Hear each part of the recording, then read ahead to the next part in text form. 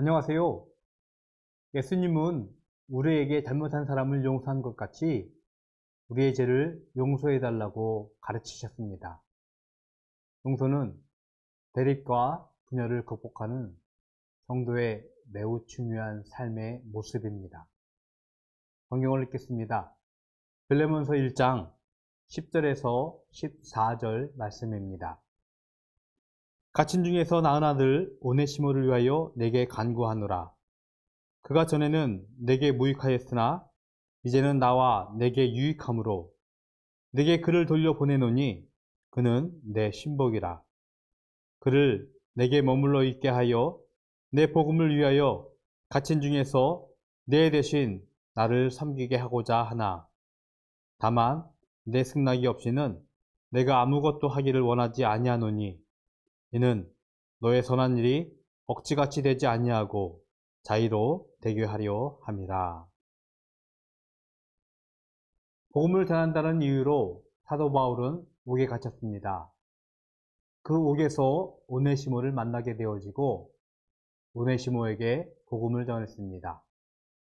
오네시모는 복음을 듣고 성도가 되었습니다.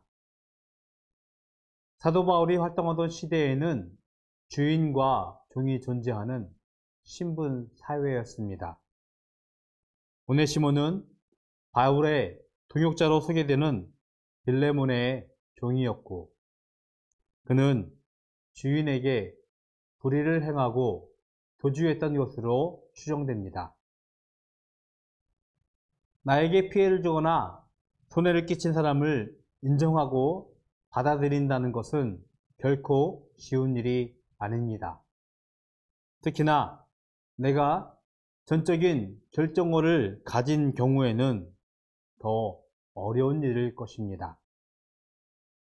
종의 신분으로 주인에게 피해를 주고 도주한 오네시모를 빌레몬이 용서하고 받아들인다는 것은 결코 쉬운 일이 아니었을 것입니다. 물론 주인에게 피해를 주고 도주한 오네시모가 단순히 사도 바울의 권명과 교훈으로 어떤 결정을 할지 모르는 빌레몬에게 돌아가는 건 역시 쉬운 일이 아니었을 것입니다. 용서는 절대적인 사랑을 경험한 성도의 삶의 모습입니다.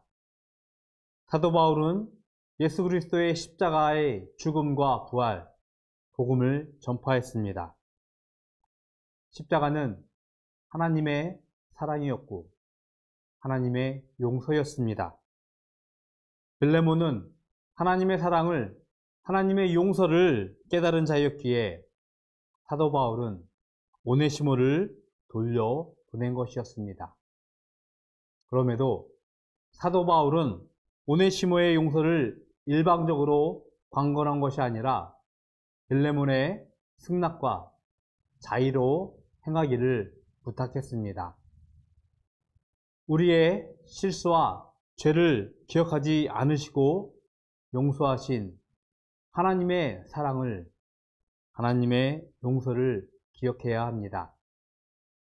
우리를 용서하신 것처럼 이제는 우리도 하나님의 용서로 기꺼이 이웃을 용서할 수 있는 성도의 삶을 기도합니다. 바르고 바른 삶 살아가기입니다. 내가 절대로 용서할 수 없는 일은 무엇입니까? 용서를 위해 먼저 나에게 필요한 것은 무엇입니까? 기도하겠습니다. 우리를 사랑하시는 하나님, 감사합니다. 하나님의 사랑과 하나님의 용서를 우리는 받았습니다. 우리는 그 하나님의 사랑으로 이 땅 위에 살아가는 용서받은 자의 삶을 살고 있습니다.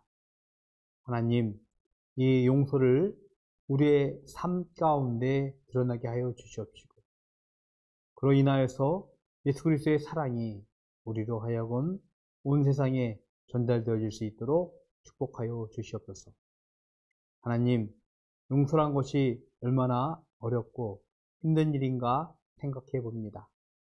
하나님께서 주신 그 사랑을, 용서를 먼저 깨닫게 하여 주시옵시고, 그로 인하여서 우리로 하여금 우리의 이웃을 용서할 수 있는 성도의 삶을 살도록 축복하여 주시옵소서.